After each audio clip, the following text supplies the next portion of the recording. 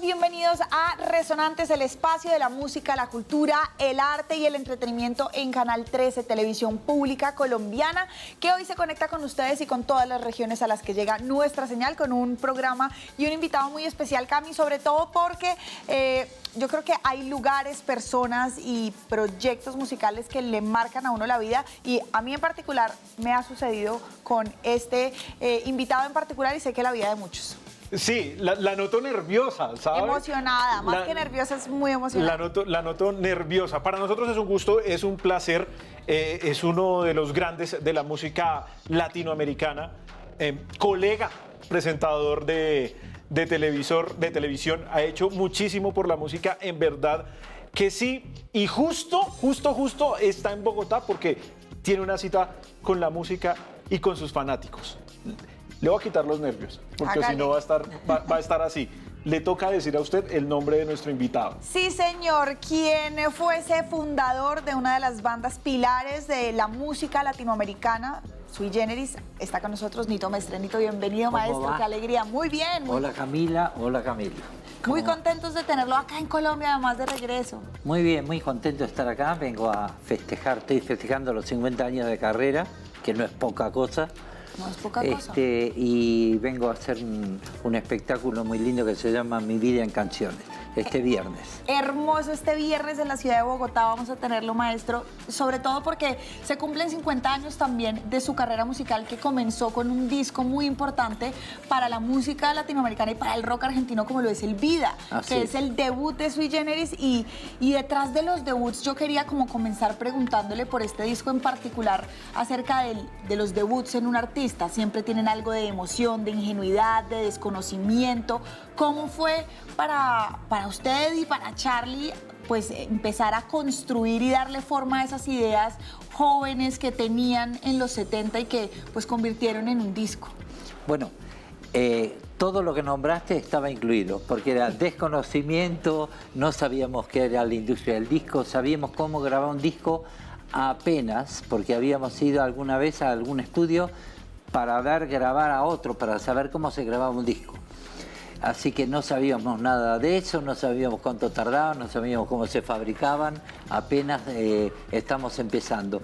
Y soñando con sacar solamente un disco, porque cuando nos contrataron, hace 50 años, en el mes de agosto, estábamos firmando el contrato para grabar el disco que empezamos a grabar casualmente en septiembre.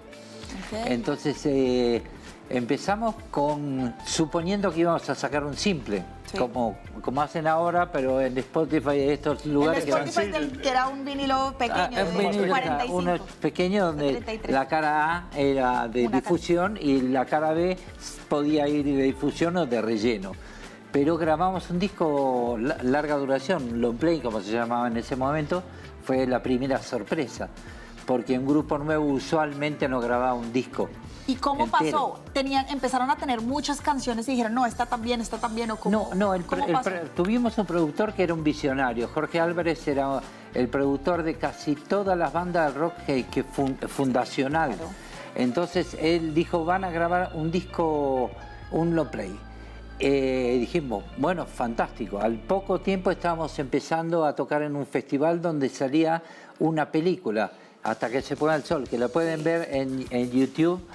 Ponen Sui Generis, sí, Hasta que se ponga el sol, y esta Canción para mi muerte, claro, el tema emblemático que fue la cara A de difusión de ese momento. Que también está en La Noche de los Lápices. Que también está en La Noche de los Lápices, muy bien informada.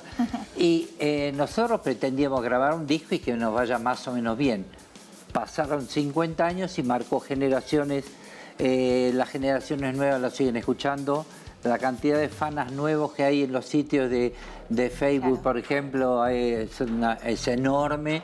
Y bueno, muchas bandas se criaron a partir de Sui Generis, y sobre todo marcó una diferencia muy grande, que fue, terminó con el machismo en el rock nacional, porque el rock nacional argentino era muy machista.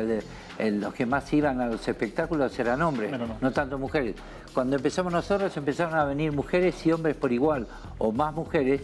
Algunos lo criticaron, los más heavy, ¿no? Decían, están ablandando el rock. Pero la cosa que se hizo muchísimo más popular y grabamos después posteriores discos, ¿no? La historia de Sui Generis fue en teoría muy corta, fueron de 3-4 años porque fueron, pero la parte no visible fue mucho más larga porque habíamos empezado como 5 años antes. Nos costaba mucho grabar antes, nos habían echado de todos los lugares, sabidos y por haber, porque éramos totalmente Sui Generis, muy distintos a todos los demás, ¿no? Pero entonces hablemos más allá de los 50 años que va a celebrar usted de la música. ¿Sabe por qué? Porque es que siempre hay un momento en el que la casa o el papá, la mamá, el hermano o un amigo pone un disco o trae un artista. Y es cuando a uno se le transforma la vida. Y a ese recuerdo me quiero devolver, maestro Nito, a ese encuentro musical suyo. La música empezó en mí desde siempre. Mi padre era médico, yo estudié medicina 4 años también, pero mi padre era médico y era violinista de música clásica. Entonces, por lo tanto, él terminaba una operación, llegaba a casa, se cambiaba, agarraba el violín, ponía un disco y tocaba arriba, lo que sería hacer playback ahora, pero en ese momento no existía la palabra playback. Entonces tocaba arriba. Mi madre era dinamarquesa, lituana, ambas nacionalidades, y era actriz. Había conocido a mi padre siendo actriz. Después dejó, porque en esas épocas se pedía cuando te querés casar, bueno, tenés que dejar de ser actriz, era otra época. Y ella escribía, le gustaba cantar y escribir, tenía una voz muy aguda. Por lo tanto, en casa yo escuché música siempre. A los 6 años que entré al colegio primario, empecé a cantar en un coro. A los 11 años pasó algo muy particular, que vos dijiste co-conductor, casualmente ahora te voy a contar algo más al respecto. En el colegio primario yo tenía un conjuntito de folclore, pero mi maestro de colegio, al cual entrevisté ahora en mi programa, me llevó a ver la película de los Beatles. Porque ¿Cuál de todas? La primera. La primera, okay. Porque él era locutor de televisión, a la vez de ser maestro de colegio, era locutor de televisión de fútbol. Entonces había ido a Inglaterra y había visto lo que era la Beatlemanía. Cuando llegó le enseñó a los alumnos año 64. Esto está pasando al otro lado. Que esto es lo que está pasando al otro lado del mundo. Hay que recordarle a los más jóvenes que no había ni WhatsApp, ni Internet, ni nada por el estilo. Y uno se enteraba solamente cuando llegaba algún programa de televisión. Entonces él me llevó a ver la película de los Beatles, terminé de ver la película de los Beatles y le dije, mañana quiero comprarme las botitas de los Beatles, dejarme el flequillo para acá y se acabó el conjunto de folclore. Me voy a dedicar al rock, teniendo yo 12 años.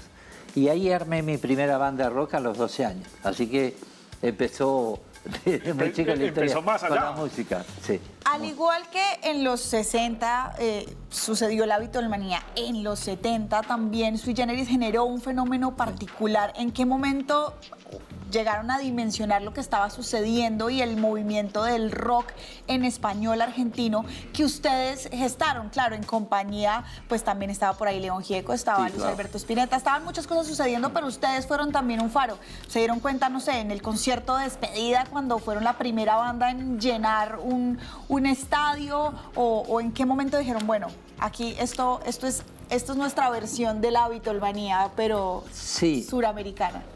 Antes que nosotros estaba Almendra, Manal y Los Gatos. Habían 3 bandas fundacionales que para nosotros eran nuestros padres. En esa época, cuando vos tenías 18 años y los otros tenían 21, te miraban un poco como tipo, recién estás empezando, todavía no tenés disco. Eres un novato. Después terminamos siendo amigos de todos ellos. Sí, seguimos siendo los... Bueno, Spinetta ya no está más entre nosotros. Pero nosotros nos empezamos a dar cuenta, cuando salió el primer disco, y salió la película casi al mismo tiempo, en la primera, esta que había nombrado antes, Hasta que se ponga el sol, inmediatamente después empezamos a tocar muchísimo.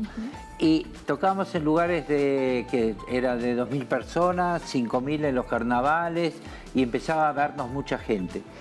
La marca, como bien dijiste vos, que hizo la diferencia fue el 5 de septiembre, casualmente todo en septiembre, de 1975, cuando llenamos 2 Luna Park. Cosa que era como ahora llenar 10 estadios de River, que son 40.000 personas. En ese momento metimos 30.000 personas en 2 funciones en el mismo día. al día siguiente los periódicos más conocidos de la Argentina nombraron como metieron más gente que cualquier boxeador porque era un estadio de box. Y ahí nos dimos cuenta que se había marcado una diferencia. No solamente nosotros, sino que el público en general notó. A la vez estaban pasando cosas muy raras en la Argentina, porque en el 75, la película salió principio del 76, por ahí, pero en el 76 hubo un golpe de Estado y entraron los militares. Por lo tanto hubo prohibiciones, nos sacaron un poco, intentaron sacar de juego, pero todo lo que pasó con Sui Generis se trasladaba al underground y toda la gente sabía que existía, porque toda la gente se reunía a cantar las canciones. 10 personas acá, esto, lo otro, se pasaban los cassettes, etc. Eso hizo que se haga muchísimo más popular Sui Generis todavía y que marque un hito total en la carrera. Se empezaron a vender muchísimos más discos. Muchísimos más discos es pasar de 100.000 a 600.000, por ejemplo. Se vendía exponencial, exactamente. Y nos empezamos a dar cuenta de a poco que habíamos marcado un camino, pero nuestra cabeza estaba pensando ya en el futuro. Entonces Charlie estaba pensando en qué hacer con su vida, armando otra banda. Yo armé Los Desconocidos de siempre, y volver a manejarse en ese cúmulo de cosas que estaban pasando, porque yo saqué el primer disco y recibí múltiples críticas favorables de la prensa, pero a la vez no me dejaban salir a difundir ciertas cosas porque hablaba de la libertad y de la paz con un gobierno militar. Claro. Por lo tanto me prohibían en televisión algún tema, me prohibían el primer videoclip, uno de los primeros videoclips que se hacían en esos años. No se hacían videoclip, yo hice uno. Que me lo prohibió.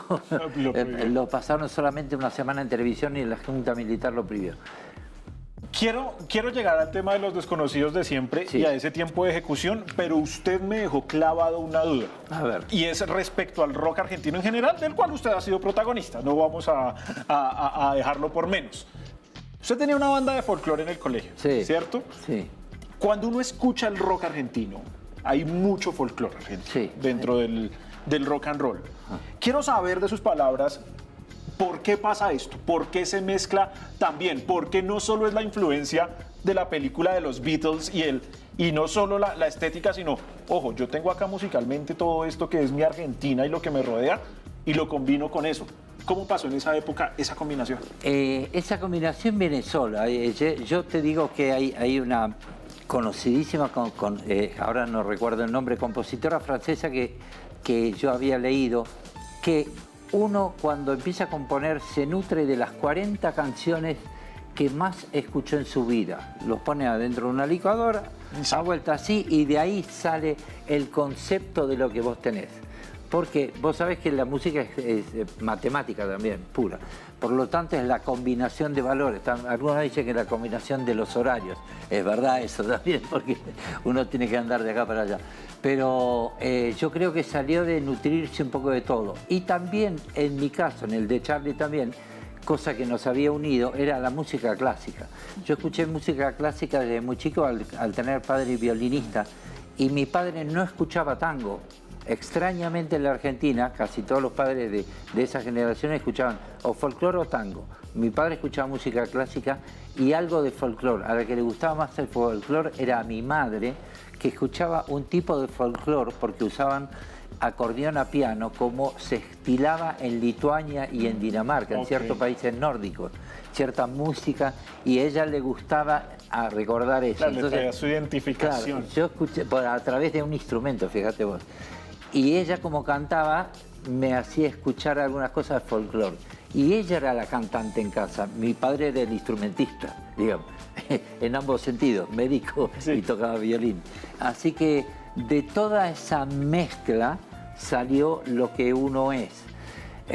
Por supuesto, vos sabés que yo le mandé una vez a Stephen Bishop, un conocido compositor y cantante americano, el primer disco de Los Desconocidos siempre, porque yo quería grabar algo de él, que cantaba folk. Y le digo, yo también hago folk. Y la respuesta fue tipo, usted hace folk, pero hace otro tipo de folk, que es como vos decís, que no entiendo bien porque tiene ciertas particularidades que no es americano, ni inglés. Entonces ahí nos dimos cuenta que gracias a Dios tenemos una base de rock con el folk, pero con raíces argentinas.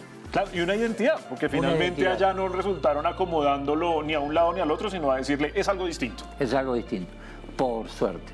Eso creo yo que te acompaña en la vida porque te marca una identidad. A partir de ahí vas escuchando diversas cosas que van saliendo. Es el día de hoy que yo escucho, bueno, todo tipo de música. Yo escucho todo lo que venga, todos los links que me mandan, la música que me gusta y la que no me gusta también. Yo escucho de todo un poco porque para saber opinar tenés que escuchar. Claramente.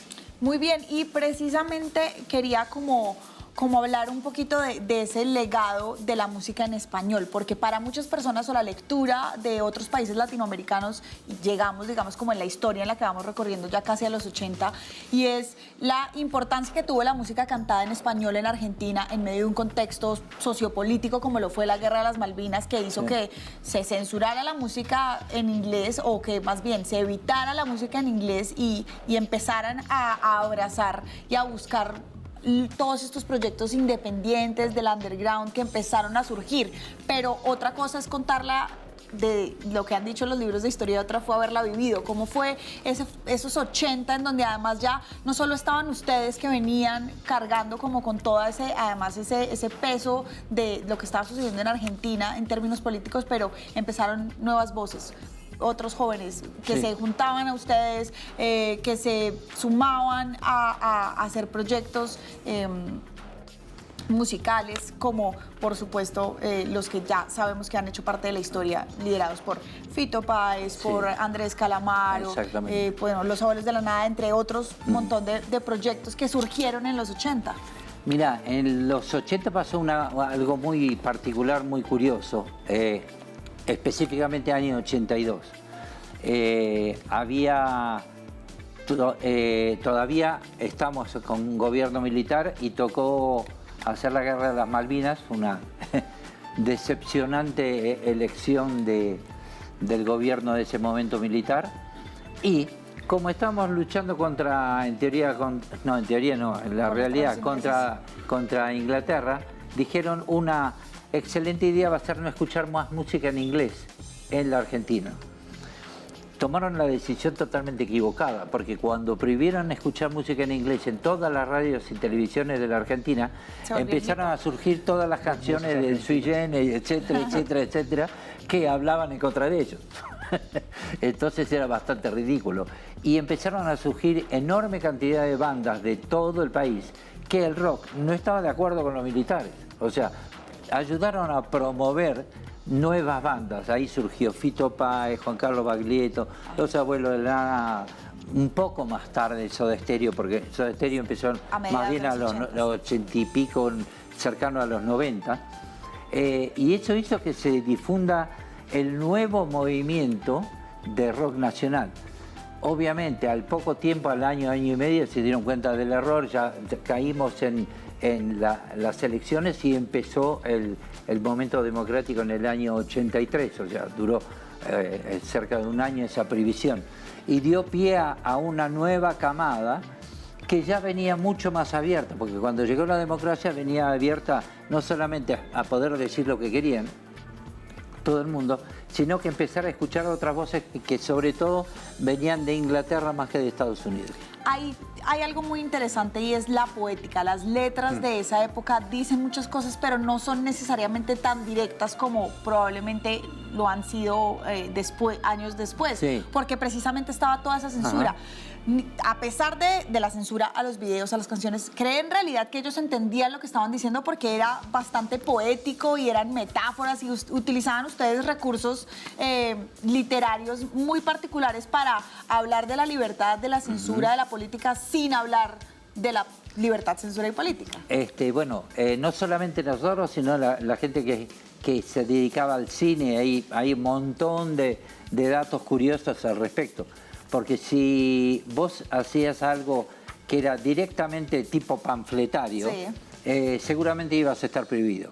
Entonces había que darle toda una vuelta para poder decir.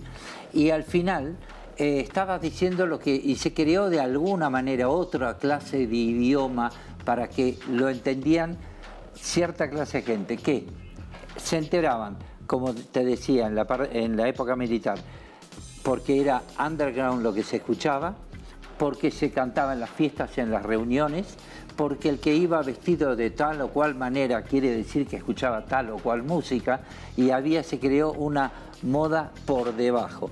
Si se daban cuenta, nosotros teníamos como una escala. Los que más se daban cuenta eran la gente de aeronáutica, los que un poquito menos de armada, y los que menos se daban cuenta eran la gente de ejército. Por una cuestión simplemente que era de la educación que ellos recibían, y estoy hablando pura y exclusivamente de mi país. Y entonces había muchas cosas que se le pasaban por alto. De hecho, a nosotros, a la película La Dios sui generis, que se prohibió en el año 76, se prohibió no por alguna de las canciones, sino porque yo había una parte donde me arrojaba a una piscina, y entonces no querían que un músico esté en paños, en teoría en paños menores en la película. Y no la prohibieron por las canciones que están después del mensaje. Nosotros fuimos presos en el año 1975, antes de la dictadura militar en Argentina, fuimos presos en Uruguay, porque habíamos cantado una canción que se llamaba Botas Locas, que hablaba irónicamente, porque nosotros con Charlie fuimos un colegio dependiente de militares, pero no porque teníamos parientes militares, sino porque vivíamos cerca del colegio, uno de cada lado, en Caballito, a 5 cuadras equidistante del colegio.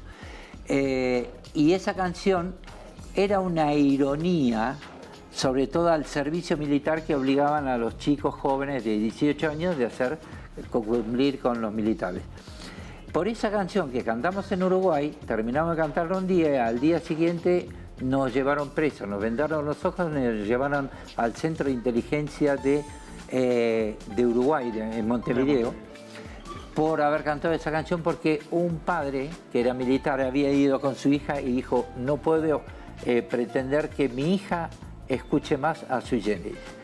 Y nos llevaron presos, y Charlie ahí cambió la letra. Una de las partes históricas de la cual cambió la letra, una frase, la letra original decía: si ellos son la patria, yo soy extranjero, refiriéndose a los militares, y él cambió por: si ellos son la patria, yo me juego entero, que rimaba perfectamente, pero quiere decir exactamente lo contrario.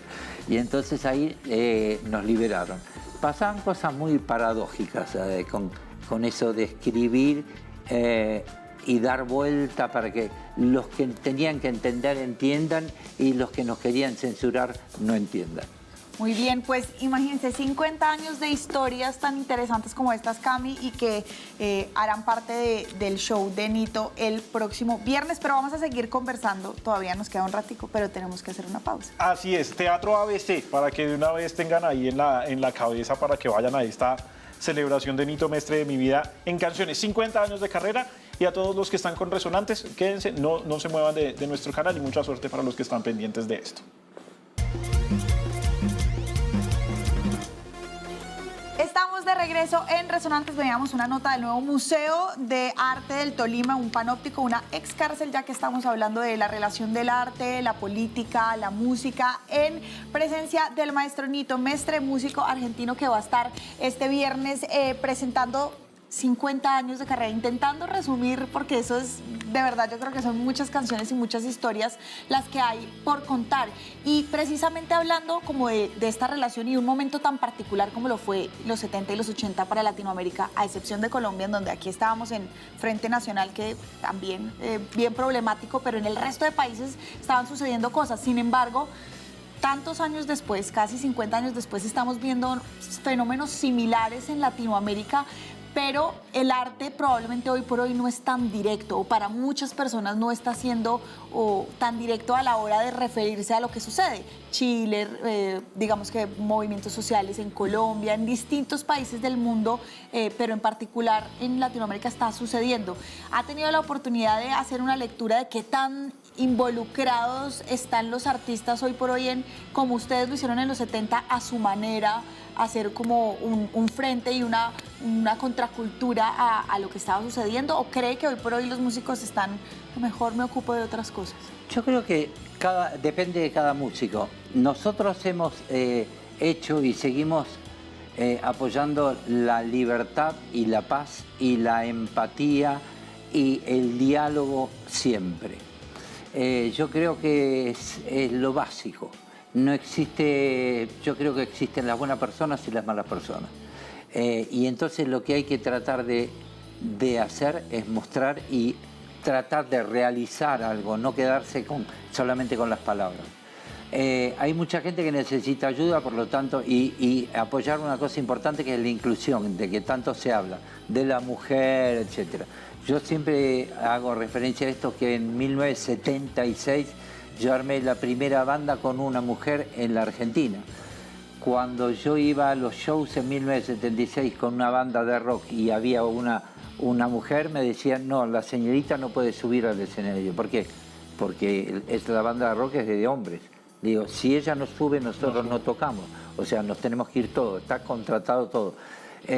Y siempre me pareció normal, a mi criterio, por la educación que recibí, tanto sea en mi casa como la contrapartida de la educación que recibíamos en el colegio, donde teníamos una materia que se llamaba Defensa Nacional, porque era un militar que nos la daba, que nos enseñaba que la gente con barba como vos sería comunista. Y entonces nosotros... Ah, no, y lo soy. y nosotros nos reíamos porque decían, ¿Cómo puede ser que la gente marca que la gente que tiene barba sea de un partido o tal otro? Yo me saqué 10 en esa materia, copiándome.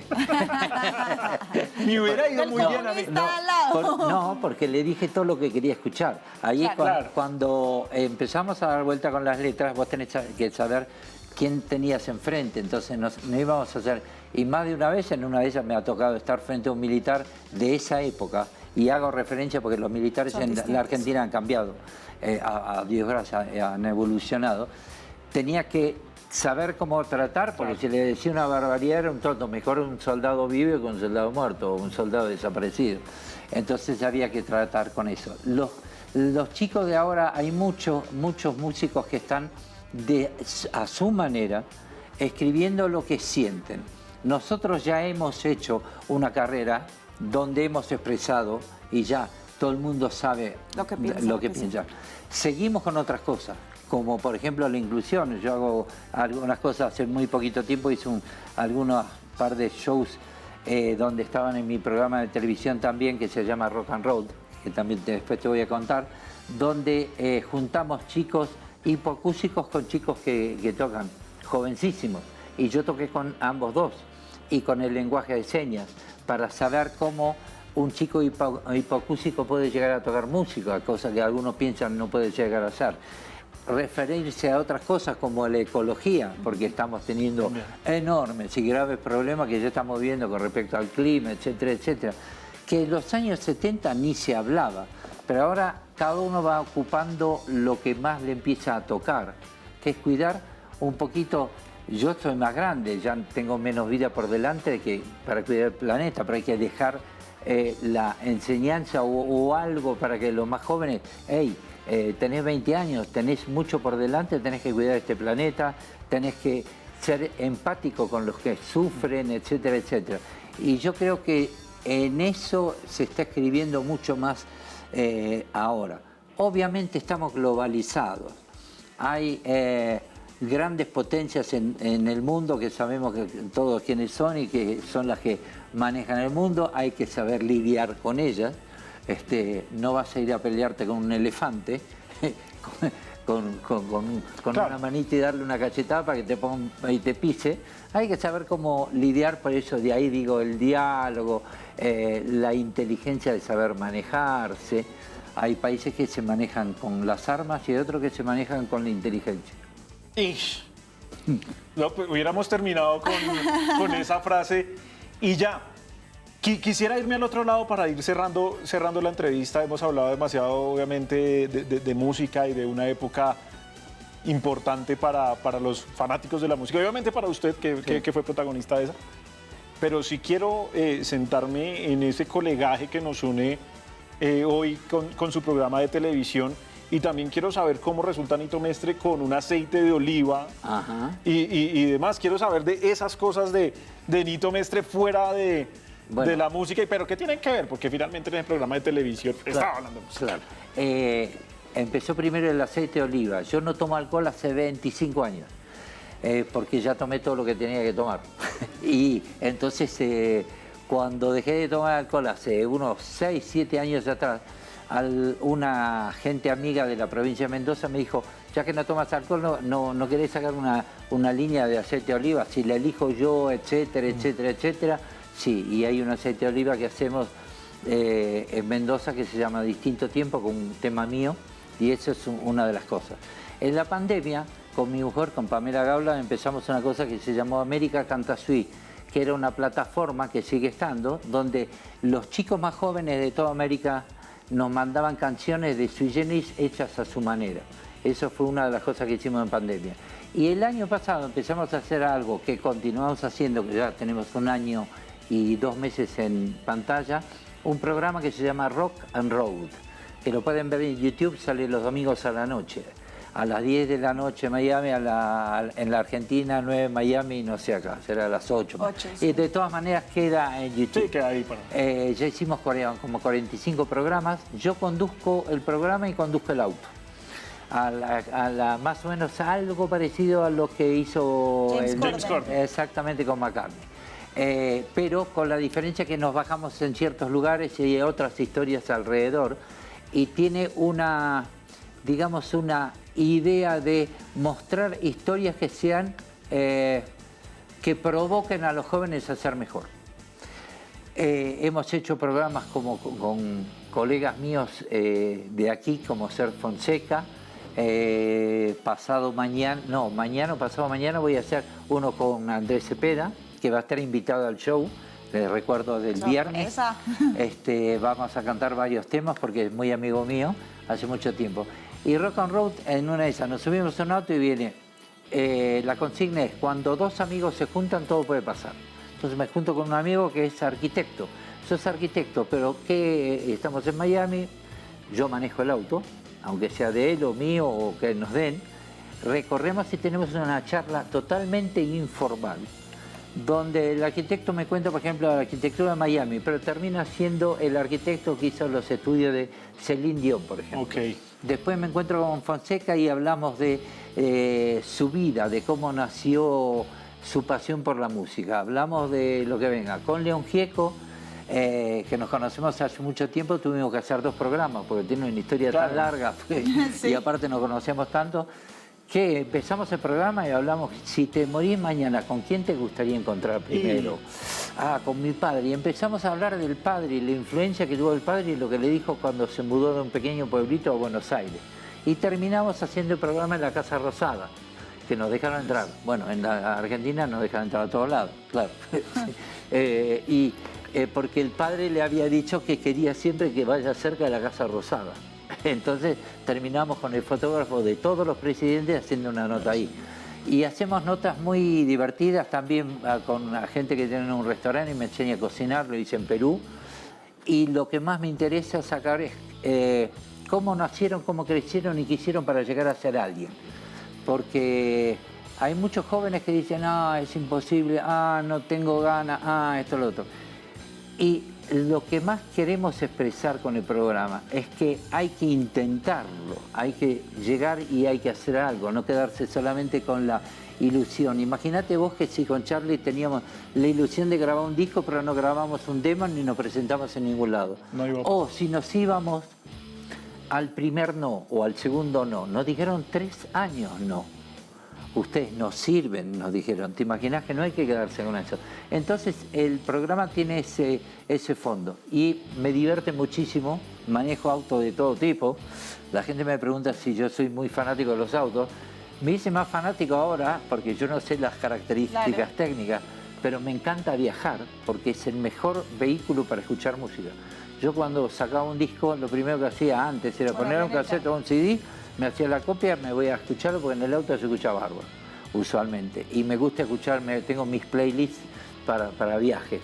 Digo, dura 3 horas, me hago un playlist de 3 horas, 4 horas, 2, lo que sea. Y realmente nos divertimos mucho, mi mujer es la productora y bueno, estamos trabajando en conjunto. Ahora vamos a hacer unas notas en Miami y otras en Los Ángeles la semana que viene, una con un conocido músico y otro con un pastor evangélico que es conductor de televisión, Ok. que es toda una mezcla y esas historias nos resultan divertidas. Pues, maestro, muchas gracias. En primer lugar, por no haber dicho que no cuando le cerraron la puerta muchas veces. Creo que Sí. ¿Viste? fueron muy importantes y lo siguen siendo para la música latinoamericana. Y bueno, gracias por haber aceptado la invitación a Resonantes. No te iba a decir que no. Sí, no hay que decir que no. Y bienvenido siempre a Colombia. Buena suerte el viernes en ese concierto recorriendo 50 años de historias. Muchas gracias. Gracias, Camilos. Camila. Hasta aquí nuestra entrevista con el maestro Nito Mestre. Quédense ustedes porque todavía nos queda una playlist de canciones precisamente que recorrerán la historia no solo del maestro Nito, sino de todos los músicos argentinos que han influenciado la cultura latinoamericana.